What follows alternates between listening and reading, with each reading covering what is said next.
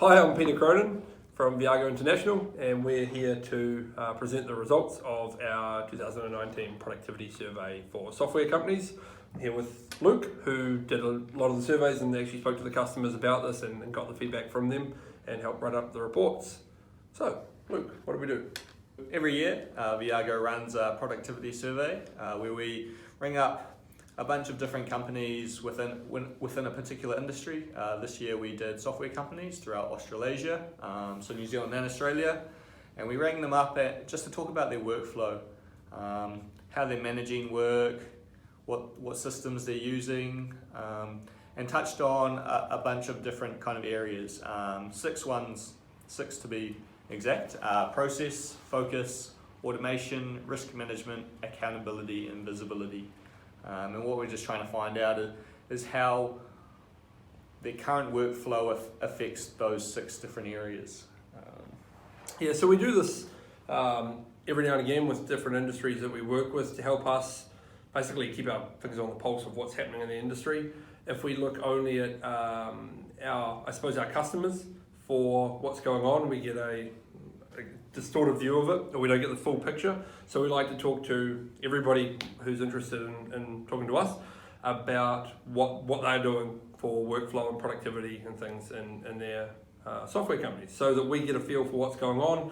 We then, of course, know whether our current services that we offer are still relevant, or whether the way we're talking about them is still relevant to the market. So it's great for us. People are always very interested, of course, to see how they stack up, where they could focus their improvement. I think that's the biggest thing people get out of it. Gives them a little bit of focus on, these are a little bit down, maybe I should focus more on whatever it is, say automation, to get the best benefit out of whatever improvement methods I'm going to do. Exactly. So what we did was we asked them a bunch of questions and scored their answers based on what they answered, and then sent them off a report comparing them to the industry average. And we kind of put that industry average together by accumulating all the results. What was quite interesting was the results that we found, and this is what this video is about. And throughout the many questions and phone calls that we did, people that had a system in place that gave them visibility and accountability scored quite highly across the rest of the 6 different areas as well. And we kind of put this down to a couple of reasons, which we'll expand on as well, but I'll just touch on it briefly, that when you have accountability and people are assigned, and you have visibility of where the work is and who it's going to be assigned to next, you can identify the risk that's coming down, the process that it needs to follow. You can automate certain levels of it because it's all visualized, and everyone's accountable for the work that is to be done.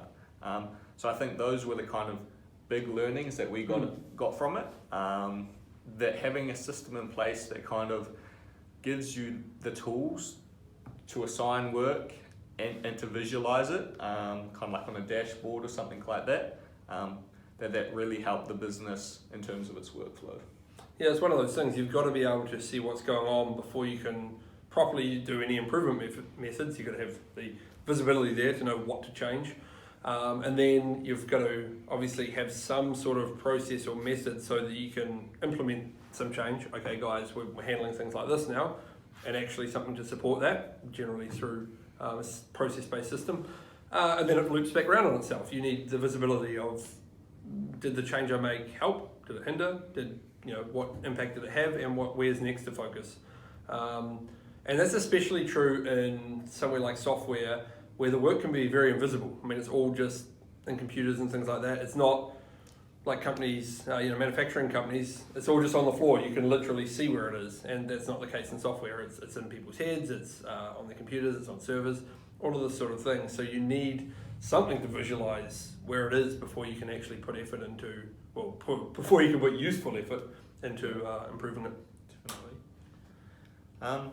So yeah, I mean, and there were kind of two core problems that we kind of identified. I wouldn't call them problems, but kind of loops that people went around. One of them being speed quality, and one being resource, kind of hiring resources versus trying to cut down costs. So I don't know, do you want to talk about the first one, speed, quality? Yeah. So speed, quality, probably not a shock to hear to a lot of software companies, particularly when we're looking at the production side of things. You've got your development team, and when you're looking at that level, what is the most common conflict in decision making for the coders themselves, for the team leaders, for managers, and it all comes down to this. If we focus more on speed, so we have say we've got a bit of pressure to get some features out, we might have a new product that's about to launch, we might be close to the end of a project, or just one sprint's gone haywire and we're pushing on that. We start to cut corners. We don't spend as long on the review task, we don't spend as long on our test first, all these sort of things, and the quality starts to break down. You're starting to build up some technical debt there, and you've got bugs starting to creep in.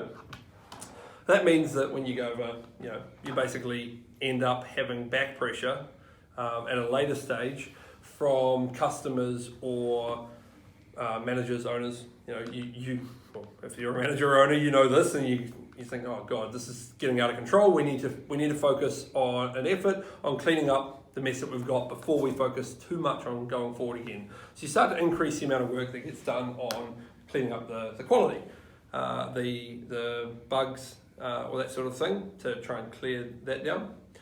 But of course, while you're doing that, you're then not making progress on new features. You're not getting ahead of your competitors or staying ahead of your competitors.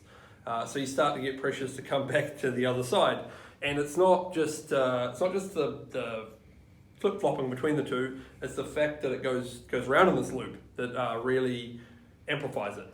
Because now when you come back to the other side, you're already behind and you've got some bugs in place that you haven't caught up on, and you go round and round this loop, and each time you go around it gets a little bit worse. You've got more and more bugs building up, and you're making slower and slower progress in the code, and it all feels like it's starting to tip. Just get too much.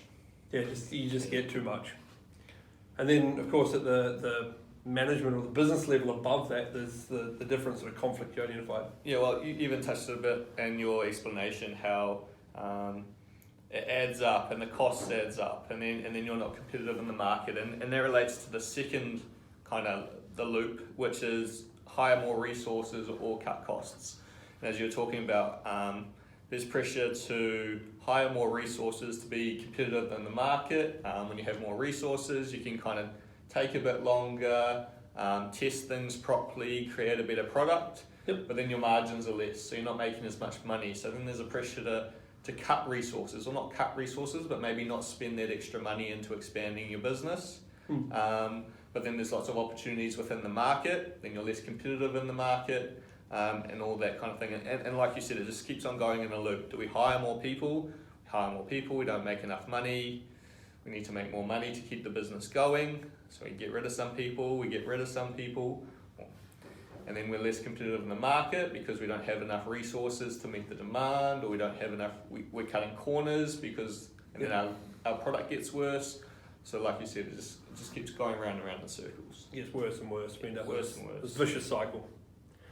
Yeah, so that's the summary of the findings that we found. Now this is part one. We're going to do a part two of this presentation as well, where we actually talk about particularly those two negative feedback loops, and what are a couple of practical things you could do in your business to basically mitigate these. How can you get some benefit out of this? So we got a lot of benefit out of finding out about these results. So how can we give a little bit back there? So we'll be going into that in part two. See you there.